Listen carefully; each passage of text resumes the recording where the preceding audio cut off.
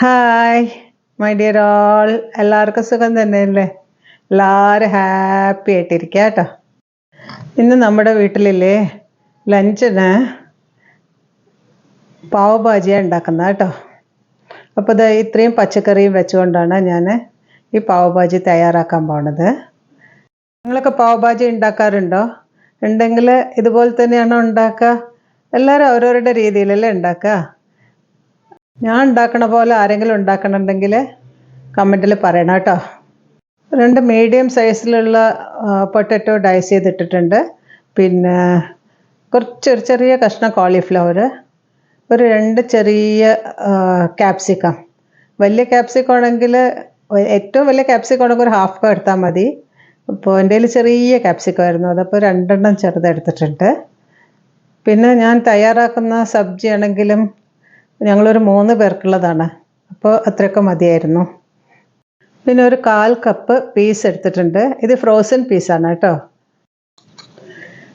പിന്നെ ഒരു ഉള്ളി, അത് ഞാൻ വലുത് തന്നെ എടുത്തിട്ടുണ്ട്.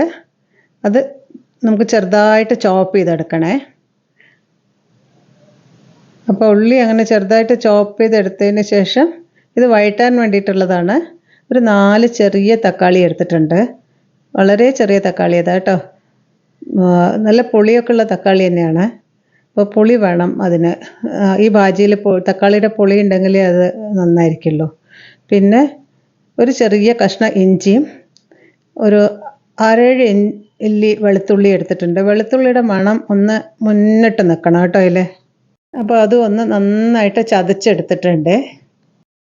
എൻ്റെ വീഡിയോ സബ്സ്ക്രൈബ് ചെയ്യാതെ കാണുന്ന വെച്ചിട്ടുണ്ടെങ്കിൽ ഒന്ന് സബ്സ്ക്രൈബ് ചെയ്യണേ. പിന്നെ എന്തെങ്കിലുമൊക്കെ കമൻറ്റും എഴുതണം, ലൈക്കും ചെയ്യണം കേട്ടോ.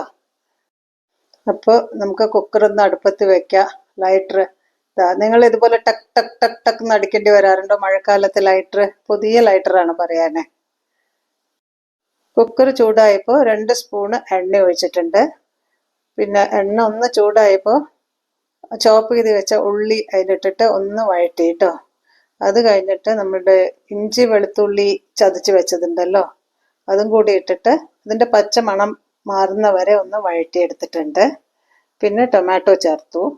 ടൊമാറ്റോ ചേർത്തിട്ട് ഒരു 2 മിനിറ്റ് അതൊന്ന് എല്ലാം കൂടിയിട്ട് അങ്ങ് വഴറ്റിയതിന് ശേഷം 1 ടീസ്പൂൺ കാശ്മീരി മുളക് പൊടിയും 1 ടീസ്പൂൺ നമ്മുടെ സാധാരണ മുളക് പൊടിയും പിന്നെ 1 ടീസ്പൂൺ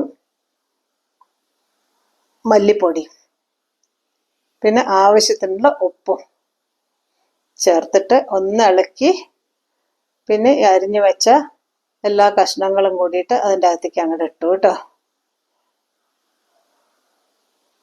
അതിലിപ്പോൾ ഞാനൊരു 3/4 ഗ്ലാസ് വെള്ളവും കൂടിയിട്ട് ആഡ് ചെയ്തിട്ടുണ്ട്. ഇപ്പം തൽക്കാലം അത്ര മതി. ഇനി നമുക്ക് വേണമെങ്കിൽ പിന്നെ ചേർക്കാമല്ലോ വെള്ളം. ഒരുപാട് വെള്ളമായാലും നന്നായിരിക്കില്ല. അപ്പോൾ ഇനി കുക്കർ അടച്ചു വെച്ചിട്ട് ഒരു 5-6 വിസിൽ വന്നോട്ടെ കേട്ടോ. ഇതെല്ലാം നന്നായിട്ട് വെന്ത് ഉടയേണ്ടതാണേ. ഉടഞ്ഞിട്ടില്ലെങ്കിൽ നമുക്ക് ഉടച്ചേ പറ്റുള്ളൂ അത്.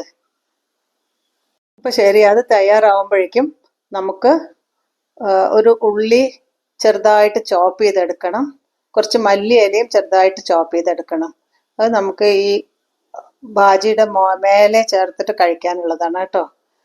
അത് കുക്കർ തുറക്കാറാവുമ്പോഴേക്കും അത് അങ്ങോട്ട് നമുക്ക് തയ്യാറാക്കി വെക്കാം. ചോപ്പർ ഞാൻ നിങ്ങൾക്ക് നേരത്തെ കാണിച്ചു തന്നിട്ടുണ്ട്.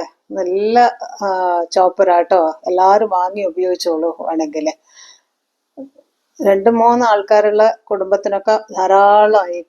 അതിലൊരു ചെറിയ ക്യാരറ്റോ പിന്നെ ഒരു ചെറിയ ഉള്ളിയോ ഒക്കെ ചോപ്പ് ചെയ്തെടുക്കാൻ ഈ ചെറിയ ചോപ്പർ ധാരാളം മതി നമുക്ക് കേട്ടോ. അങ്ങനെ നമ്മുടെ ഭാജിയെല്ലാം വെന്ത് വന്നിട്ടുണ്ട്. ഇനി ഒരു കട്ടിയുള്ള പാൻ എടുത്തിട്ട് അതിലൊരു 2 സ്പൂണ് ബട്ടർ ഇട്ടിട്ടുണ്ട്. പിന്നെ ഈ ഇത് ബട്ടറൊന്നും ഉരുകണ്ട കേട്ടോ. അതിന് മുമ്പ് തന്നെ 1 സ്പൂണ് പാവ് ഭാജി മസാല ഇട്ടിട്ട് കരിയാതെ ഒന്ന് ഇളക്കണം കേട്ടോ. പിന്നെ ഈ ഭാജിയും കൂടിയിട്ട് അതിൻ്റെ അകത്തേക്ക് ഇട്ട് മാഷർ ഉപയോഗിച്ചിട്ട് നന്നായിട്ട് മാഷ് ചെയ്യണം കേട്ടോ. ഈ സമയത്ത് നമുക്ക് വെള്ളം പോരെങ്കിൽ മാഷ് ചെയ്ത് നോക്കുമ്പോൾ അറിയാം വെള്ളം പോരെയോ എന്നുള്ളത്. ആ സമയത്ത് വെള്ളം പോരെങ്കിൽ നമ്മൾ കുറച്ച് വെള്ളം ചൂടാക്കിയിട്ട് അതിലൊഴിച്ചിട്ട് ഒന്നുകൂടി തിളപ്പിക്കണം കേട്ടോ. അതിൽ കുറച്ച് വെള്ളം കുറഞ്ഞു പോയി, അപ്പം ഞാൻ കുറച്ച് കൂടിയിട്ട് വെള്ളം ചേർക്കുന്നുണ്ട്. അപ്പം ഞാൻ ആ കുക്കറിൽ തന്നെ വെള്ളം ഒഴിച്ചിട്ട് ചൂടാക്കിയതാണ്. ഇനിയിപ്പോൾ അത് നന്നായിട്ടൊന്ന് ഇളക്കിയാൽ ഭാജി തയ്യാറായി. ഇത്രയേ ഉള്ളൂ. ഒരു 10 മിനിറ്റിൽ ഉണ്ടാക്കിയെടുക്കാൻ പറ്റുന്ന ഒരു സ്പെഷ്യലായിട്ടുള്ള ഒരു സാധനമാണ് കേട്ടോ. കുട്ടികൾക്കൊക്കെ ഇത് ഉണ്ടാക്കി കൊടുത്താൽ അവർക്ക് ഭയങ്കര ഇഷ്ടവും.